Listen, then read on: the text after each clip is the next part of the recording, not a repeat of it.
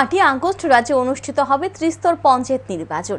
এই নির্বাচনে আমবাসা আইডি ব্লকের অন্তর্গত 60টি গ্রাম পঞ্চায়েতের 65টি আসনে এবং আমবাসা পঞ্চায়েত সমিতির 9টি আসনে নির্বাচন অনুষ্ঠিত হবে। শুক্রবার সাংবাদিকদের মুখোমুখি হয়ে এমনটা জানান রিটার্নিং অফিসার তথা আমবাসা ব্লকের ভিডিও মুনমুন দেববর্মা। তিনি আরও জানান, ত্রিস্তর পঞ্চায়েত নির্বাচনে 60টি গ্রাম পঞ্চায়েত এলাকায় মোট ভোটার রয়েছে 9,924 জন। তার মধ্যে পুরুষ ভোটার রয়েছে 4,957 জন এবং মহিলা ভোটার রয়েছে 4,961 জন। তিনি আরও জানান, নির্বাচনকে কেন্দ্র করে ইতিমধ্যে আমবাসা আইডি ব্লক এলাকায় সব ধরনের প্রস্তুতি নেওয়া হয়েছে।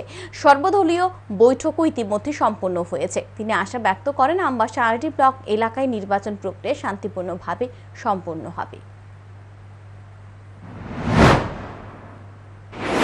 আমবাসা ছিলেন ওসি আমবাসা, তো সেখানে আমাদের অলরেডি নমিনেশন প্রসেস, মানে কিভাবে নমিনেশন দাখিল করতে হবে, তারপর এমসিসি মডেল অফ কন্ডাক্ট যেহেতু এখন অলরেডি লাগু হয়ে গেছে, সেটা নিয়ে অলরেডি ডিসকাশন হয়েছে।